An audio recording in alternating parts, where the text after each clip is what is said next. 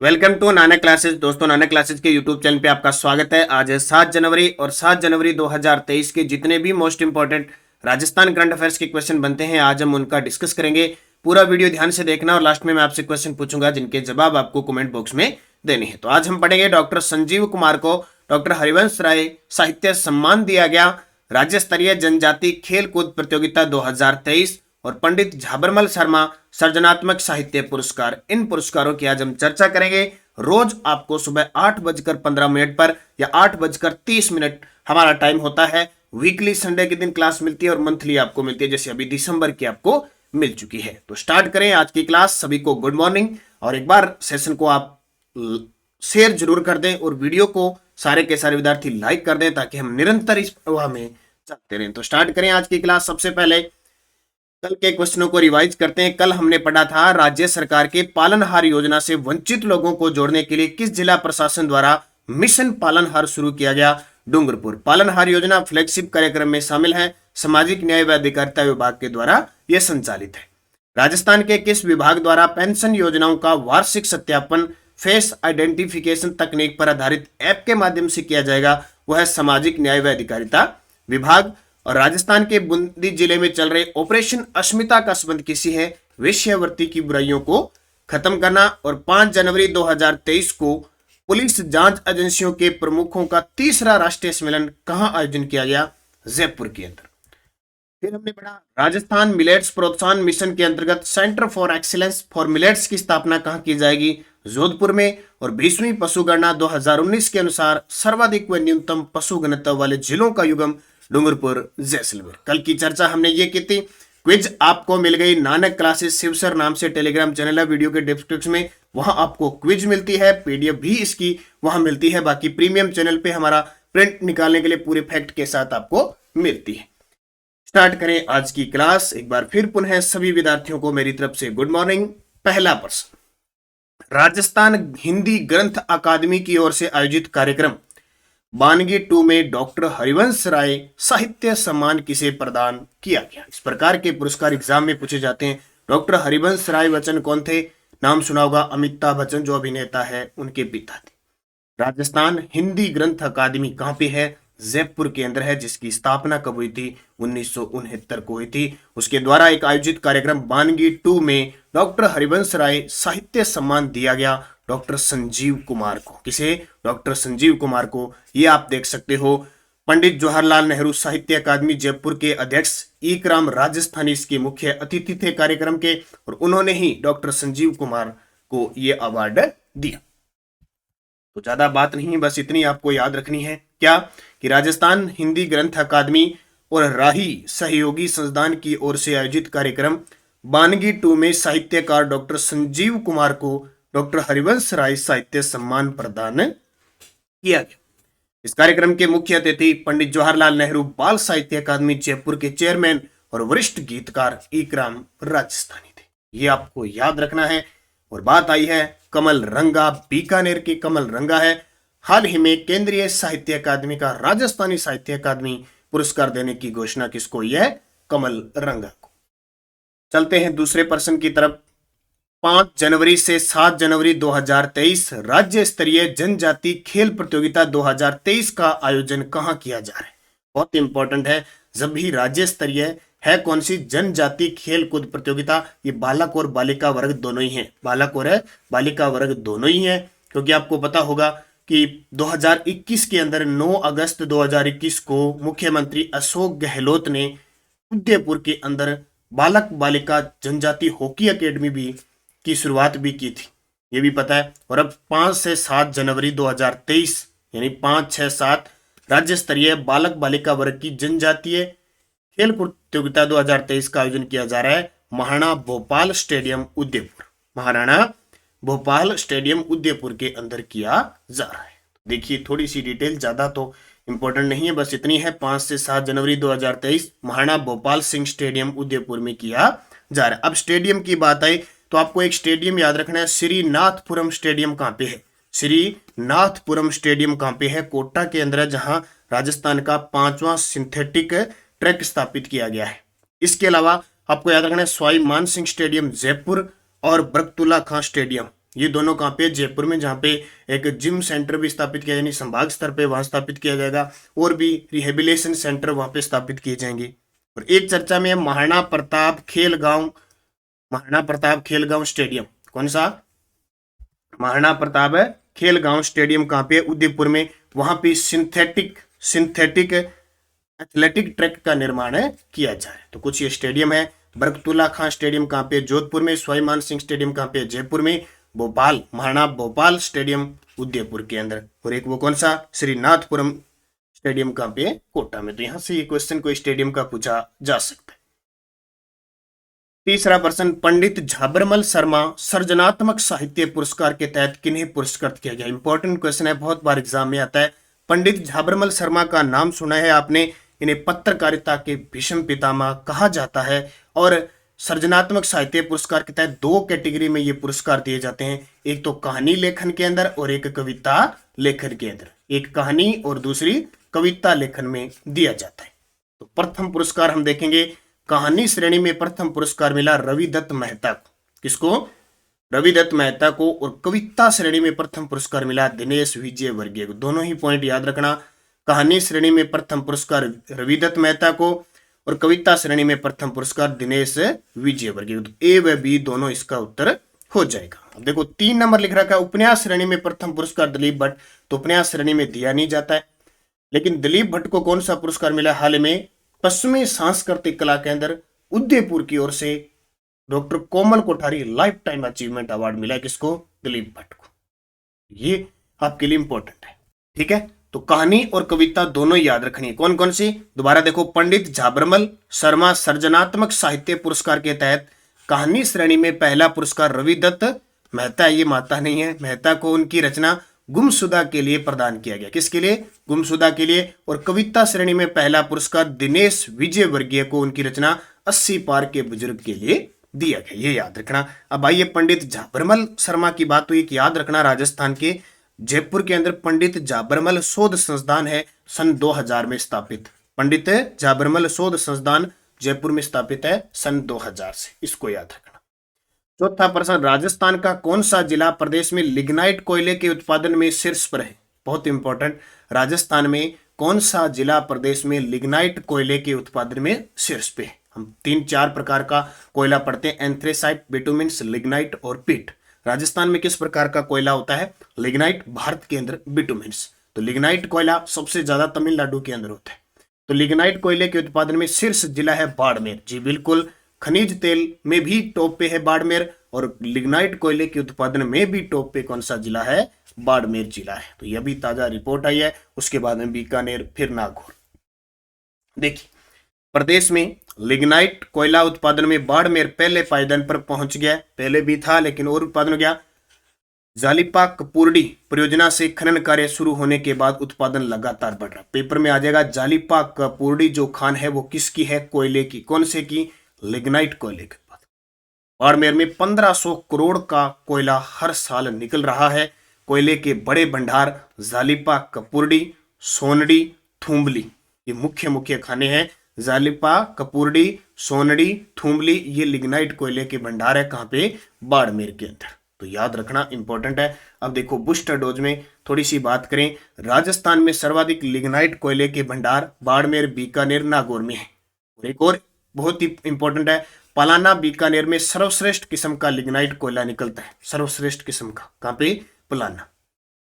राजस्थान में लिग्नाइट आधारित विद्युत परियोजनाएं कौन सी चल रही है? लिग्नाइट कोयले पर आधारित। एक तो है बरसिंगसर परियोजना बीकानेर में, गिरल परियोजना बाड़मेर में, और अक्सर पेपर में आती है ये गिरल परियोजना। भाद्रेस परियोजना बाड़मेर में और बिथनोक परियोजना बीकानेर में निर्माणाधीन है। तो ये 2-3 परियोजना लिग्नाइट कोयले पर आधारित है, बरसिंगसर, गिरल, भाद्रेस और बिथनोक। बिथनोक बीकानेर में है, भाद्रेस बाड़मेर में है, गिरल बाड़मेर में और बरसिंगसर बीकानेर में। तो ये भी पॉइंट आपको याद रखना है। 5 नंबर प्रश्न देखो, बॉन्ड जारी करने वाला पहला बॉन्ड जारी करने वाला राजस्थान का पहला नगर निगम बनने जा रहा है। तो वो नगर निगम कौन सा है? भरतपुर। अब ये बॉन्ड जारी करने वाला का मतलब क्या है? कि नगर निगम है। अब नगर निगम का मतलब क्या हो गया? कि नगर निगम, इससे ये हो गया कि वहां पे स्वच्छता हो, सब कुछ हो, क्योंकि शहरी क्षेत्र में सिस्टम ये होता है कि बहुत ज्यादा मतलब स्वच्छता का ध्यान रखना है, हर चीज का ध्यान रखना पड़ता है। तो भरतपुर नगर निगम ने ये सोचा कि निवेश भी होगा और हमें 2 रुपए की आय भी होगी और जो निवेश करेगा उसको भी फायदा होगा, यानी बॉन्ड दिया जाएगा। जैसे बॉन्ड दिया जाएगा तो कोई किसी कंपनी से समझौता करने के बाद वो वहां पे निवेश करेगा, उससे निगम को भी फायदा होगा और उसको 2 रुपए भी मिलेंगे और वो अपने क्षेत्र का विकास भी कर लेगा। तो इस प्रकार बॉन्ड जारी करने वाला पहला राजस्थान का नगर निगम बनने जा रहा है भरतपुर। देखिए डिटेल, प्रदेश में भरतपुर नगर निगम बॉन्ड जारी करने वाला पहला निगम बनने वाला है। निगम ने दिल्ली की एके कैपिटल को मर्चेंट बैंकर भी नियुक्त कर दिया। किसको याद रखना? दिल्ली के एके कैपिटल को मर्चेंट बैंकर, क्योंकि जो निवेश करेगा उसको पैसे की जरूरत होगी तो वहां से वो लेगा और वहीं इसको निवेश कर देगा। बैंकर ही बॉन्ड के लिए सलाहकार का काम करेगा और वही बताएगा बैंकर भी क्या करना है, कैसे निवेश करना है। एक तरह का शेयर मार्केट हो गया ऐसे लो, ठीक है। जो बीएससी है ना, स्टॉक एक्सचेंज, जो मुंबई वाला, वो एक तरह का शेयर मार्केट हो गया। ये पब्लिक बॉन्ड नहीं होगा। हाई नेटवर्क वाले संस्थागत निवेशक ही इसमें निवेश कर सकेंगे। न्यूनतम रकम 2 से 5 करोड़ होगी। बैंकर ही इन्वेस्टर तलाशेगा। जो बैंकर है, जैसे कंपनी मर्चेंट एके कैपिटल है, इसको मर्चेंट बैंकर नियुक्त कर दिया। अब यही इन्वेस्ट करने वालों को तलाशेगा, किन को लेगा किन को नहीं लेगा। 2 से 5 करोड़ इसमें होगा और ये जारी करेगा। तो हाई नेटवर्क संस्थागत निवेशक इसमें निवेश करेंगे। तो आपके लिए क्वेश्चन क्या बन गया कि प्रदेश में कौन सा नगर निगम बॉन्ड जारी करने वाला पहला निगम बन गया? भरतपुर। किसके साथ इसने, यानी दिल्ली के एके कैपिटल को मर्चेंट बैंकर नियुक्त किया है। अब बात आई है नगर निगम की। ये जो नगर निगम है इसकी बात आई है। इंपॉर्टेंट क्यों है? वर्तमान में राजस्थान में 10 नगर निगम है, याद रखना। पहले थे 7, अब कितने हो गए? 18 अक्टूबर 2019 से राजस्थान में 10 हो गए। एक तो जयपुर में बढ़ गया, एक जोधपुर में बढ़ गया, एक कोटा में। कोटा में 2 हो गए, उत्तरी कोटा दक्षिणी कोटा। जोधपुर में उत्तरी जोधपुर, दक्षिण जोधपुर, और जयपुर के अंदर एक तो हेरिटेज जयपुर और ग्रेटर जयपुर। टोटल 10 नगर निगम हो गए। अब एक और ध्यान रखना, कुछ दिन पहले कोरोना समय में भरतपुर नगर निगम पहला नगर निगम बन गया जिसने कोरोना दिवंगत स्मृति में उद्यान पार्क स्थापित किया था। एक तो वो याद रखना। एक जयपुर ग्रेटर नगर निगम याद रखना, उसकी जो महापौर है जयपुर ग्रेटर जयपुर नगर निगम की, सौम्या गुर्जर, जो चर्चा में है। और ग्रेटर जयपुर की स्वच्छता ब्रांड एम्बेसडर किसको बनाया गया? गौरी महेश्वरी, जो अजमेर के, जिन्हें राष्ट्रपति बाल वीरता पुरस्कार, प्रधानमंत्री बाल वीरता पुरस्कार दिया गया, ये याद रखना। और कुछ दिन पहले ही जो उत्तरी जोधपुर है, उत्तरी जोधपुर नगर निगम, उसने आईआईटी कानपुर के साथ नेशनल एयर क्लीन प्रोग्राम के तहत स्वच्छता के लिए समझौता किया है। ठीक है, तो इतनी चीज आपको याद रखनी है, एग्जाम की दृष्टि से इंपॉर्टेंट बनेगी। एक प्रश्न और देखो, अब रोज एक योजना पढ़ेंगे अपने। मुख्यमंत्री work from home job work योजना कब शुरू हुई? मुख्यमंत्री work from home job work योजना कब शुरू हुई? 19 दिसंबर 2021 को। जिस दिन आईएम शक्ति उड़ान योजना शुरू हुई थी उसी दिन ये योजना शुरू हुई थी। तो एक योजना हम जरूर रोज पढ़ेंगे ताकि हम अच्छे तरीके से पढ़ पाए। क्या है ये? यह योजना 19 दिसंबर 2021 को शुरू की गई थी। मुख्यमंत्री work from home job work योजना के तहत आगामी वर्षों में 20,000 महिलाओं को लाभान्वित किया जाएगा। इस पर लगभग 100 करोड़ रुपए का व्यय होगा और मोबाइल ऐप इसके लिए बना दिया जागृति पोर्टल। पेपर में आ जाएगा जागृति पोर्टल का संबंध वर्क फ्रॉम होम जॉब, यानी जो महिलाएं जिनके कामकाज किसी भी क्षेत्र में रोजगार छिन गया था कोरोना काल वगैरह में, और उन्हें वापस उस मुख्य धारा में लाने के लिए ये योजना, घर बैठे ही आप काम कर सकते हो, ये योजना शुरू करने जा रही है। इसकी शुरुआत 19 दिसंबर 2021 से हो चुकी है। कितनी महिलाओं को लाभान्वित करना है? 20,000 शुरुआती महिलाओं को लाभान्वित करना है। तो ये आपको अच्छे तरीके से याद रखना है। 9 दिसंबर 2022 को कौन सी योजना शुरू हुई थी? इंदिरा गांधी शहरी रोजगार योजना शुरू हुई थी। ये आपको भी याद रखना है। 20 अगस्त 2020 से कौन सी योजना स्टार्ट हुई थी? इंदिरा जो रसोई योजना चल रही है वो स्टार्ट की थी। और 19 नवंबर 2020 को इंदिरा मातृत्व पोषण योजना, जो मातृत्व पोषण योजना है, वो शुरू की गई थी। तो ये योजनाएं कुछ इंदिरा और राजीव गांधी वाली तो खास करके आपको याद रखनी। पीडीएफ हमारी टेलीग्राम पे आपको मिल रही है। पीडीएफ क्विज वगैरह सारी आपको Nanak classes Rajasthan current affairs, और एक क्विज चैनल बना हुआ है नानक क्लासेस शिव सर नाम से, उसमें मिल रही है। कोई विद्यार्थी यूट्यूब की कोई भी जो रात को 10 बजे आती है, 8 बजे कोई भी क्लास आती है, उसकी पीडीएफ लेना चाहता है तो आप Nanak classes premium channel join कर सकते हो। इसमें आपको हर प्रकार की पीडीएफ क्विज भी आपको टॉपिक वाइज प्राप्त हो रही है। जिसने ज्वाइन कर रखा है, ये देखो प्रबंधन समिति की है, जो भी यूट्यूब पे क्लास आएगी मंथली, ये प्रीमियम है, 45 रुपये इसका चार्ज है। कोई विद्यार्थी ज्वाइन करना चाहता है तो आप ज्वाइन कर सकते हैं, इसमें स्पेशल आपको पीडीएफ मिलेगी।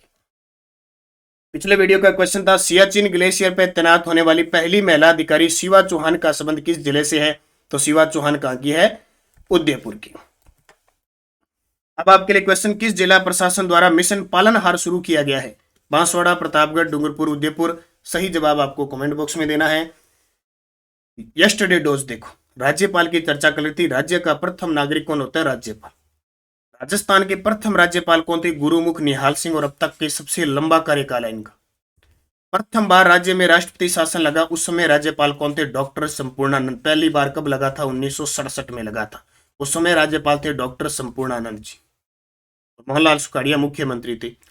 वह राज्यपाल जिन्हें राष्ट्रपति नीलम संजीव रेड्डी के द्वारा बर्खास्त किया गया था, जो आरपीएससी के सदस्य रहते, रघुकुल तिलक। रघुकुल तिलक, तिलक लगा दिया था किसके? रघुकुल के। किसके? आरपीएससी के सदस्य रहे एक तो, और एक नीलम संजीव रेड्डी। नीलम संजीव रेड्डी नाम सुना होगा आपने। ये राजस्थान के ऐसे देश के ऐसे राष्ट्रपति थे जो कैसे चुने गए थे? निर्विरोध चुने गए थे। वह राज्यपाल जो भारतीय वायुसेना के अध्यक्ष और हिंदुस्तान एरोनॉटिक्स लिमिटेड के अध्यक्ष रहते, ओपी मेहरा या ओम प्रकाश मेहरा, ये दोनों ही पिछले साल 2021 के अंदर, सितंबर 2021 में कॉलेज लेक्चरर के एग्जाम में ये दोनों क्वेश्चन आए थे। ठीक है, ये 5 क्वेश्चन। एक और 5वां था ना, पद पे रहते हुए मृत्यु को प्राप्त थे दरबारा सिंह। दरबारा सिंह, इनका सबसे कम कार्यकाल था।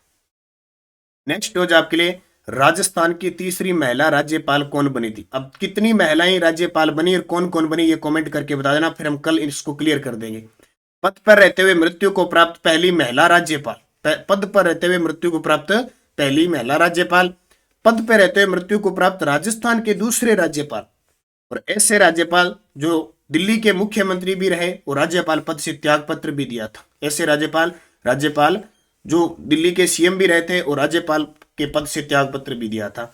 और राज्य में जब चौथी बार राष्ट्रपति शासन लगा, उसमें राज्यपाल को थे। क्यों बता रहा हूं ऐसे प्रश्न? थोड़े अटपटे लगते होंगे कुछ, लेकिन एग्जाम में प्रश्न पूछ रहा है, इससे भी गहराई से पूछ रहा है। वो तो अभी इसके अंदर सेकंड ग्रेड में उसने ये पूछे कि किस समय राज्यपाल के समय कौन मुख्यमंत्री था। ये तो बहुत और भी बहुत मुश्किल है कि किस मुख्यमंत्री के समय कौन सा राज्यपाल था या किस राज्यपाल के समय कौन सा मुख्यमंत्री। कई प्रश्न मैं वो भी लेके आऊंगा, आपको बताऊंगा। तो आप इसको अच्छे तरीके से पढ़ लेना और इनके जवाब देना ढूंढ के, ताकि आपको याद रहे।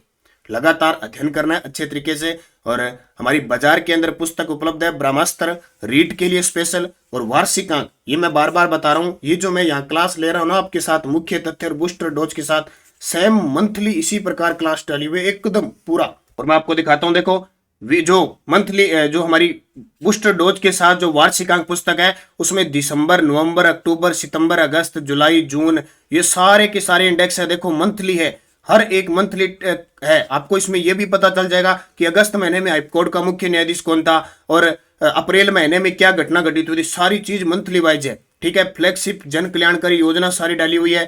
पुरस्कार, खेल परिदृश्य, राष्ट्रीय खेल, वन रिपोर्ट, पशु रिपोर्ट, ग्रामीण ओलंपिक, विश्वविद्यालय के कुलपति, आर्थिक समीक्षा, बजट, अभियान, बोर्डों के अध्यक्ष, राजस्थान में कौन क्या विगत परीक्षा में पूछे, पूरा ये इंडेक्स है। और इसी के हिसाब से, और जिसने पुस्तक ले रखी होगी देखा होगा, इतनी शानदार पुस्तक आपके लिए तैयार की गई है पूरे बूस्टर डोज के साथ। तो आज ही मार्केट में उपलब्ध है, ऑनलाइन ऑफलाइन दोनों ही सुविधा। अगर आप ऑनलाइन लेना चाहते हो तो भी 80 580 22 001 इस नंबर पे आप फोन पे की सुविधा है, आप कर सकते हो। और अपना एड्रेस लिखा दीजिए, आपको घर बैठे मिल जाएगी। और ये ब्रह्मास्त्र स्पेशल आपके लिए तो पुस्तक बहुत जबरदस्त है। रीट सीएटी के एग्जाम जहां तक है 99% राजस्थान का करंट है वो बाहर नहीं जाएगा। कोई एक आधा अपवाद आ जाए, जैसे 10% आ गए तो 9 पक्के हैं।